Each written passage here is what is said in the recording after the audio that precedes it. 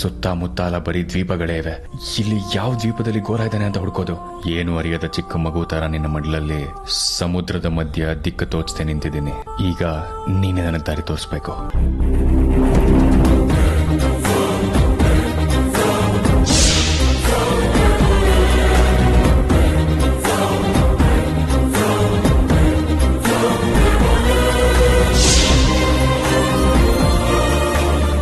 ಮಹಾರಾಣಿಗೆ ಹಾಲು ಹಣ್ಣಿನ ವ್ಯವಸ್ಥೆ ಮಾಡ್ಲಾ? ನಿನ್ನ ಈ ಪೊಳ್ಳು ದುರಹಂಕಾರಕ್ಕೆಲ್ಲ ತಕ್ಕ ಪಾಠನ ಕಲಿಸ್ತೆ ಬಿಡೋಳಲ್ಲ ಈ ನಾಗಿಣಿ.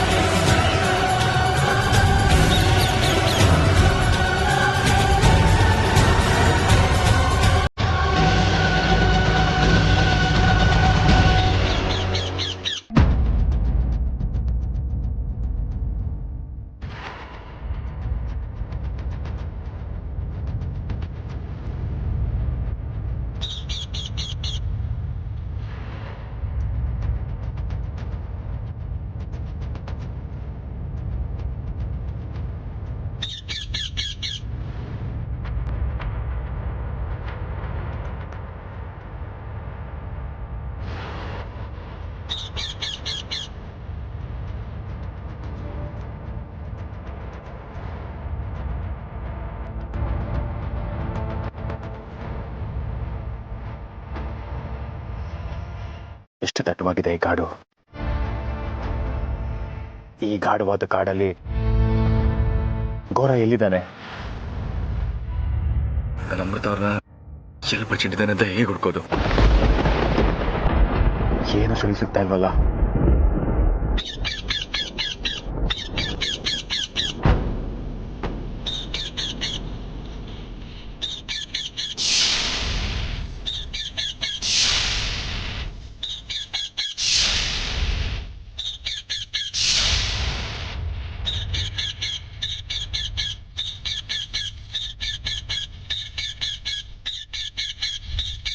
ಅರೆ, ಇದು ಆಶ್ರಮದ ಗಿಳಿ ಅಲ್ವಾ?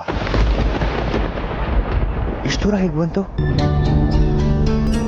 ಇಲ್ಲಿವರೆಗೂ ಬಂದಿದೆ ಅಂತಂದ್ರೆ ನನಗೇನೋ ಸೂಚನೆ ಕೊಡೋದಕ್ಕೆ ಬಂದಿದೆ ಅನ್ಸುತ್ತೆ.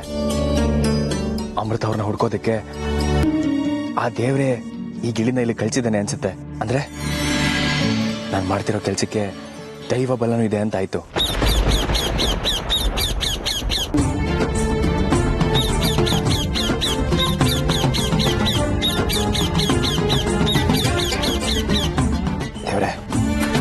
ನೀನೊಬ್ಬ ಜೊತೆಲಿದ್ರೆ ಸಾಕು.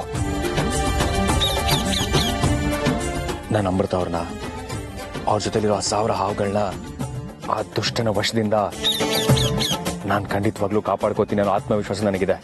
ನಡಿಗಿಣಿ ರಾಮ, ನನಗೆ ದಾರಿ ತೋರಿಸು. ನೀನ್ ಬಂದಿದ್ದು ನನಗೆ 100 ಆನೆ ಬಲ ಬಂದಾಗಾಯ್ತು. ನಾವಿಬ್ರು ಸೇರಿ ಆ ದುಷ್ಟನ್ನ ಮಟ್ಟ ಹಾಕೋಣ. ನಡಿ.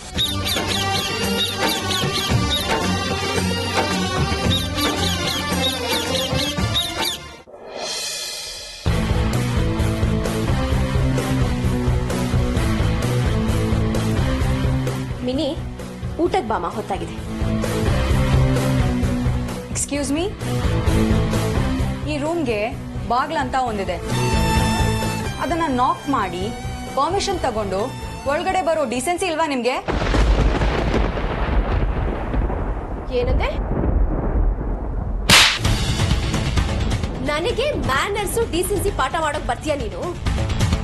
ಮಾನಾಗೆಟ್ಟು ವರ್ತಿಸ್ತಿರೋಳು ನೀನು. ದೊಡ್ಡವರು ಚಿಕ್ಕೋರು ಅನ್ನೋ ಮರ್ಯಾದೆ ಇಲ್ಲದೆ ಮಿತಿ ಮೀರಿ ನಡ್ಕೋತಾ ಇರೋಳು ನೀನು.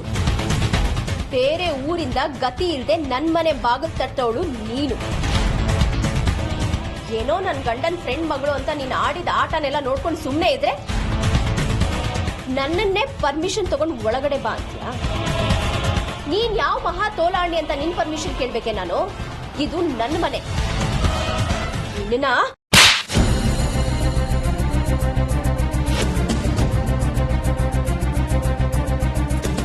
ಹಲೋ, ಏನ್ ಹಾಗೆ ನೋಡ್ತಾ ನಿನ್ಬಿಟ್ರಿ? ಹೇಳಿದ ಅರ್ಥ ಆಗ್ಲಿಲ್ವಾ? ಸಾರಿ ಮಾ, ಇನ್ನೊಂದ್ಸಲ ಬರ್ಬೇಕಾದ್ರೆ ಬಾಗಿಲು ತಟ್ಟೆ ಒಳಗಡೆ ಬರ್ತೀನಿ. ಈಗ ಲೇಟ್ ಆಗ್ತಾ ಇದೆ, ಊಟಕ್ಕೆ ಬಾ.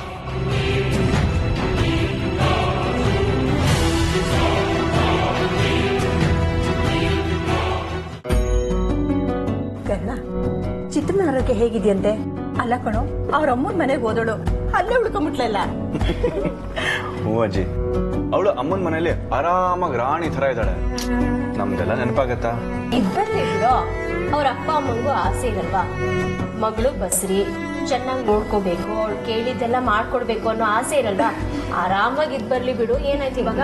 ಹೌದೌದು, ನಮ್ ಕಷ್ಟ ಯಾರಿಗೆ ಹೇಳೋಣ? ಅದೇನಪ್ಪ ನಿನ್ ಕಷ್ಟ? ಓ, ಎಲ್ಲ ಬಂದ್ಬಿಟ್ಟಿದ್ದೀರಾ ಆಗ್ಲೇ? ಮಿನಿ, ಬಾ ಕೂತ್ಕೋ, ನಿನ್ಗೇನೆ ವೆಯ್ಟ್ ಮಾಡ್ತಾ ಇದ್ದೆ. ಕೂತ್ಕೋ ಕೂತ್ಕೋ. ಸಾರಿ ಅಂಕಲ್, ಸ್ವಲ್ಪ ಬಿಸಿ ಇದ್ದೆ, ಲೇಟ್ ಆಯ್ತು. ಪರವಾಗಿಲ್ಲ, ಕೂತ್ಕೋ. ಹಾಯ್ ಕರಣ್, ನಿಮ್ಮನ್ನ ಜಾಸ್ತಿ ಮಾತಾಡ್ಸಕ್ಕೆ ಆಗಿಲ್ಲ ನೋಡಿ. ಓ, ಅಡಿಗೆ ಜೋರಾಗಿದೆ. ಏನಿದೆ ಮೆನುಲಿ? ಹೌದು, ನಿನಗೋಸ್ಕರ ನಮ್ ಹೇಮ ಸ್ಪೆಷಲ್ ಆಗಿ ಪ್ರಿಪೇರ್ ಮಾಡಿದಾಳೆ, ಹಾಕೋ. ಹೌದಾ, ಏನಿದೆ ಸ್ಪೆಷಲು? ಮಾಮೂಲಿ ಸೌತ್ ಇಂಡಿಯನ್ ಫುಡ್, ಸ್ಪೆಷಲ್ ಏನ್ ಬಂತು?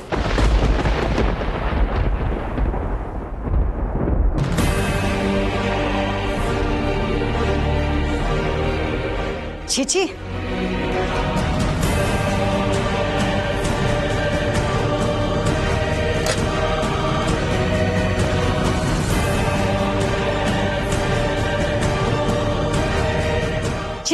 ಅಸ್ಫುಟೀಟ ಸುರಿದಿದ್ದೀರಾ. ಏನಂದೆ ನೀನು? ಆಸ್ಫೋಟನ? ಹಂಗಂದ್ರೆ ಏನು? ಆಸ್ಫೋಟ ಅಲ್ಲ ಅಜ್ಜಿ, ಆಸ್ಫೋಟಿಡ, ಹಿಂಗು. ಸಾಂಬಾರಲ್ಲಿ ಒಂದ್ ಮಣ ಹಿಂಗಿದೆ. ಈ ಗೋಬೆಗೆ ಅಡಿಗೆ ಬಗ್ಗೆ ಇಷ್ಟೆಲ್ಲ ಗೊತ್ತಾ? ಇದೇನು? ಛೀ, ಇದ್ರಲ್ಲೇನು? ಅನ್ನ. ಇದ್ರಲ್ಲೇನು? ಏ, ಎಂಜಿನ್ ಮಾಡ್ಬೇಡ್ವೆ. ಏನಿವಾಗ? It's very common. ಛೇ, ಉಪ್ಪು ಜಾಸ್ತಿ ಇದೆ ಇದ್ರಲ್ಲಿ.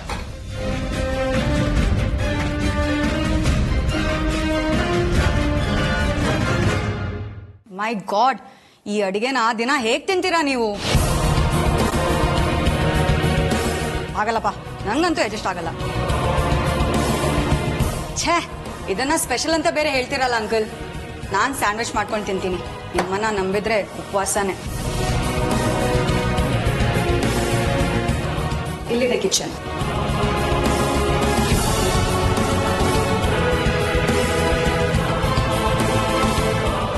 ಆಯ್ತು, ಇವತ್ತಿನ ಊಟದ ಕಥೆ ಮುಗೀತು. ಈ ಎಂಜಲ್ ತಿನ್ನೋದಕ್ಕಿಂತ ಸುಮ್ಮನೆ ಇರದೆ ವಾಸಿ. ಏನೇ ಇದು? ಎಲ್ಲಾನು ಎಂಟು ಮಾಡ್ಬಿಟ್ಲಲ್ಲ ಅವಳು.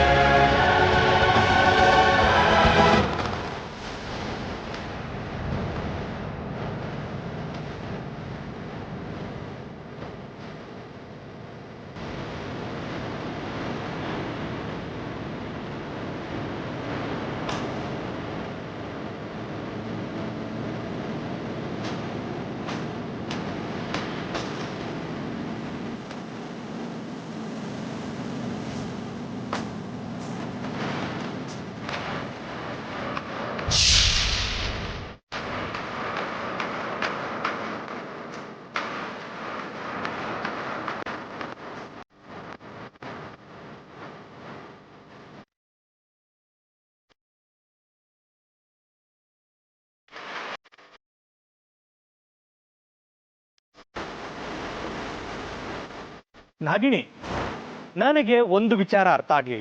ನೀನ್ ನೋಡಿದ್ರೆ ನಾಗಲೋಕದ ಸರ್ಪ. ನಿನಗೂ ಒಬ್ಬ ಮನುಷ್ಯನಿಗೂ ಮದುವೆ ಹೇಗ್ ಸಾಧ್ಯ ಆಯ್ತು? ಅಲ್ಲ, ಇದು ಪ್ರಕೃತಿಗೆ ವಿರುದ್ಧವಾದ ಕಾರ್ಯ ಅಲ್ವಾ? ಇದೆಲ್ಲ ನಡೆದಿದೆ ಅಂದ್ರೆ ಇದರಲ್ಲಿ ಭಾರಿ ರಹಸ್ಯ ಇದೆ. ಇದೆಲ್ಲ ಯಾವಾಗ ನಡೀತು, ಹೇಗ್ ನಡೀತು? ಇವನು ನಾನು ಅನ್ಕೊಂಡಷ್ಟು ಸಾಧಾರಣ ಅಲ್ಲ. ನಾಗಗಳ ಬಗ್ಗೆ, ಅದರಲ್ಲೂ ನನ್ನ ಬಗ್ಗೆ ಸಾಕಷ್ಟು ತಿಳ್ಕೊಂಡೆ ಈ ಕೆಲಸಕ್ಕೆ ಮುಂದಾಗಿದ್ದಾನೆ. ಇವನ್ ಬಗ್ಗೆ ಜಾಗರೂಕವಾಗಿರ್ಬೇಕು. ಯಾಕೆ ನಾಗಿಣಿ ಬುಸ್ಸುಗುಟ್ಟೋದನ್ನ ನಿಲ್ಸ್ಬಿಟ್ಟೆ? ಓ, ನಿನಗೆ ಮದುವೆ ಆಗಿರೋ ವಿಚಾರ ನನಗೆ ಗೊತ್ತಾಯ್ತು ಅಂತನಾ? ನಿನ್ನ ಕೊರಳಲ್ಲಿರೋ ತಾಳಿ, ನಿನ್ನ ಕಾಲಲ್ಲಿರೋ ಕಾಲುಂಗುರ, ಇದನ್ನೆಲ್ಲ ನೋಡ್ತಾ ಇದ್ರೆ ತುಂಬಾ ಕತೆ ಹೇಳ್ತಾ ಇದ್ದೆ ನಾಗಿಣಿ. ಅಷ್ಟೇ ಅಲ್ಲ, ಈ ನಿನ್ನ ತಾಳಿಯ ಒಡೆಯ ನಿನ್ನನ್ನು ಹುಡ್ಕೊಂಡು ಅಂಡಮಾನ್ಗೆ ಬಂದಿದ್ದಾನೆ. ಏನು, ಅರ್ಜುನ್ ಅವರು ಇಲ್ಲಿವರೆಗೂ ಬಂದಿದ್ದಾರ? ನನ್ನ ಅರ್ಜುನ್ ಅವರು ನನ್ನನ್ನು ಹುಡುಕೊಂಡು ಇಲ್ಲಿವರೆಗೂ ಬಂದಿದ್ದಾರ? ಎಲ್ಲಿ ಎಲ್ಲಿ ಅವರು? ಗಂಟನ ವಿಚಾರ ಕೇಳ್ತಾ ಇದ್ದಾಗೆ ಕಣ್ಣಲ್ಲಿ ಅದೆಂತ ಉತ್ಸಾಹ ಬಂದ್ಬಿಡ್ತು. ಅಷ್ಟು ಪ್ರೀತಿನ ನಿನಗೆ ನಿನ್ನ ಗಂಡನ ಮೇಲೆ? ಮಾತು ಬೇಡ, ನನ್ನ ಅರ್ಜುನ್ ಅವ್ರು ಎಲ್ಲಿ ಅಂತ ಹೇಳು. ನಾಗಿಣಿ, ನನಗೂ ಅವನನ್ನ ನೋಡ ಆಸೆ ಇತ್ತು, ಆದ್ರೆ ಅದು ಈಗ ಸಾಧ್ಯ ಆಗೋದಿಲ್ಲ ನೋಡು. ಅಂದ್ರೆ ಆ ನಿನ್ನ ಮುದ್ದಿನ ಗಂಡ ನಿನ್ನ ಹುಡ್ಕೊಂಡು ಅಂಡಮಾನ್ವರೆಗೂ ಬಂದಿದ್ದೇನೋ ನಿಜ, ಆದ್ರೆ ನಮ್ಮ ಹುಡುಗರು ಅವನ್ನ ಗೊಟಕ್ ಅನ್ಸ್ಬಿಟ್ರು.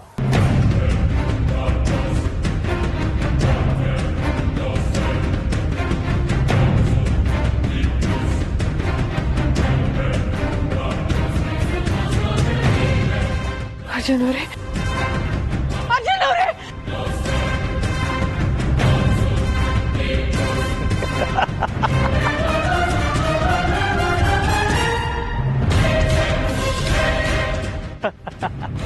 ಪರವಾಗಿಲ್ವೇ? ಹಾವ ಆದ್ರೂ ತನ್ನ ಗಂಡನ ಬಗ್ಗೆ ಇಷ್ಟೊಂದು ಸೆಂಟಿಮೆಂಟಲ್ ಆಗಿದ್ದಾರೆ. ಸೂಪರ್.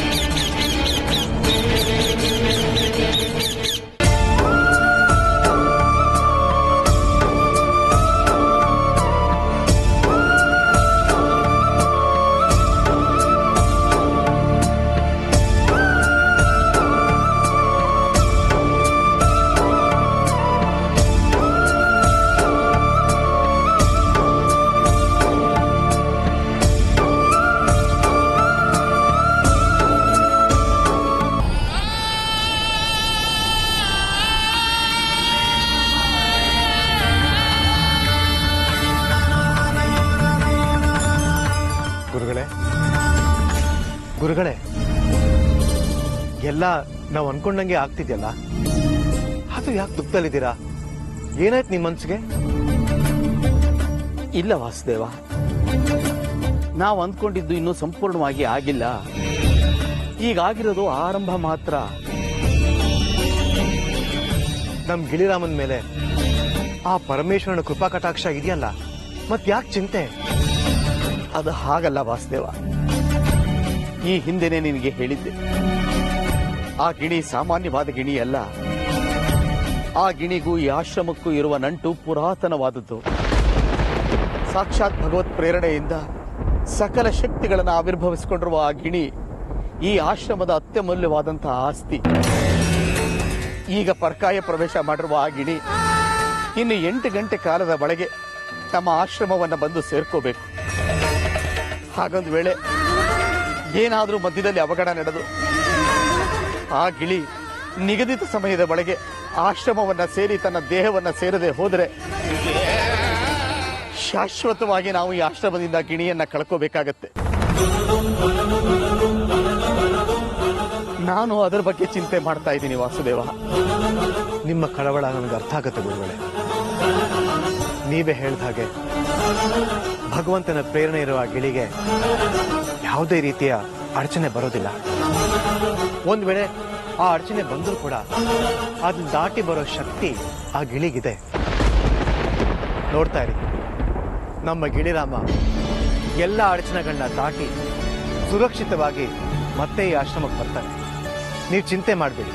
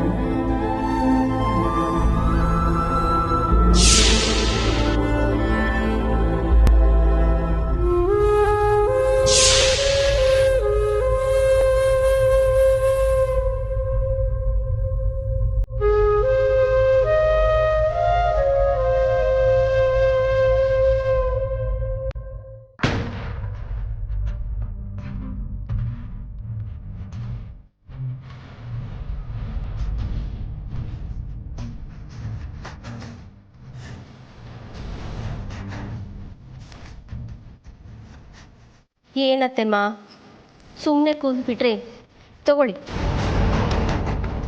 ಎಲ್ಲ ನಿನ್ನ ಗಂಡ ಮಗ ಅವನು ಕರಿ. ಈ ಒಣಗೋಗಿರೋ ಬ್ರೆಡ್ನ ನಮ್ಮ ಜೊತೆ ಅವರು ಕೂತ್ಕೊಡ್ತೀನಿ. ಅಯ್ಯೋ, ಅವರೆಲ್ಲಿದ್ದಾರೆ? ಅಪ್ಪ ಮಗ ಇಬ್ಬರು ಹೋಟ್ಲಿಗೆ ಹೋಗ್ತೀವಿ ಊಟಕ್ಕೆ ಅಂದರು. ಪಾರ್ಸೆಲ್ ಬೇಕಂತ ನನ್ನೂ ಕೇಳಿದ್ರು. ನಾನೇ ಆ ಹೋಟ್ಲ್ ಸಹವಾಸ ಬೇಡ ಅಂತ. ಹೇಮಾ, ಬೇಳೆ ಜೊತೆ ತರಕಾರಿ ಹಾಕಿ ಕಾಯಿ ಉಪ್ಪಾಕಿ ಸಾಂಬಾರು ಮಾಡಿದ್ದೆ ಕಡೆ. ಇಷ್ಟು ಘಮ ಘಮ ಅಂತಿತ್ತು ಗೊತ್ತಾ?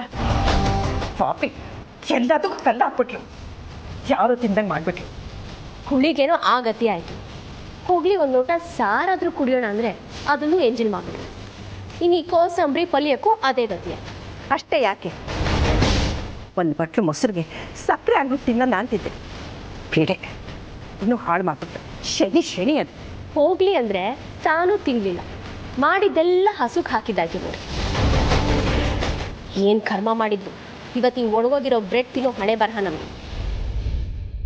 ಅಲ್ಲ ಅತ್ತೆಮ್ಮ, ಇವರಾದ್ರೂ ಒಂದು ಮಾತು ಹೇಳಬಾರ್ದ?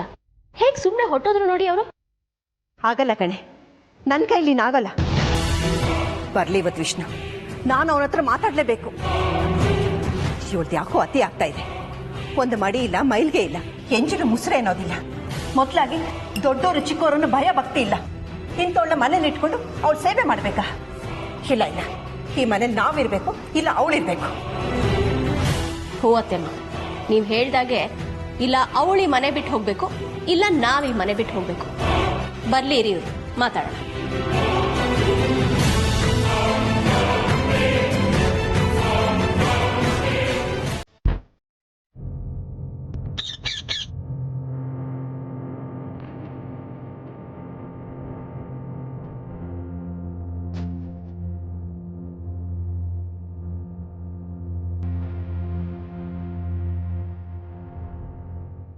ಏನ್ ಮಾಡೋದೀಗ?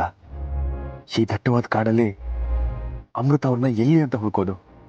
ಅವ್ರನ್ನ ಆ ದುಷ್ಟರು ಈ ಕಾಡಲ್ಲಿ ಎಲ್ಲಿ ಅಂತ ಬಚ್ಚಿಟ್ಟಿರ್ಬೋದು. ಈಗ ನನಗಿರೋ ಆಸರೆ, ಏಕೈಕ ನಂಬಿಕೆ ಅಂದ್ರೆ ಈ ಗಿಳಿ ಒಂದೇ. ಇದು ನನ್ನನ್ನು ಸರಿಯಾದ ದಾರಿಲಿ ಕರ್ಕೊಂಡು ಹೋಗ್ತಾ ಇದೆ ಅಂತ ಅನ್ಕೋತೀನಿ. ಹಗ್ಲು ಹೊರಟವನು, ರಾತ್ರಿ ಆಯ್ತು. ಬೆಳಗಾಗೋದ್ರೊಳಗೆ ಅಮೃತ ಅವ್ರನ್ನ ನೋಡ್ತೀನಿ ಅಷ್ಟೇ. ಅದೆಂಥ ಬಂಧನದಲ್ಲಿ ನನ್ನ ಅಮೃತ ಅವ್ರು ಇರಲಿ, ನಾನು ಕೇಳಲ್ಲ. ನನ್ನ ಅಮೃತ ಅವ್ರ ತಂಟೆಗೆ ಬಂದವ್ರನ್ನ ನಾನು ಸುಮ್ಮನೆ ಬಿಡಲ್ಲ. ದೊಡ್ಡ ಯುದ್ಧನೇ ಆಗೋಗ್ಲಿ, ರಣರಂಗನೇ ಆಗೋಗ್ಲಿ. ಅಮೃತ ಅವರೇ, ಬರ್ತಾ ಇದೀನಿ. ಏನು ಯೋಚನೆ ಮಾಡಬೇಡಿ, ನಾವಿಲ್ಲೇ ಎಲ್ಲೋ ಹತ್ತಿರದಲ್ಲೇ ಇದ್ದೀವಿ. ಒಂದೇ ಕಾರಲ್ಲಿದ್ದೀವಿ. ನೀವು ಆ ಮೂಲೆಯಲ್ಲಿ ಇರ್ಬೋದು, ನಾನು ಈ ಮೂಲೆಯಲ್ಲಿ ಇರ್ಬೋದು.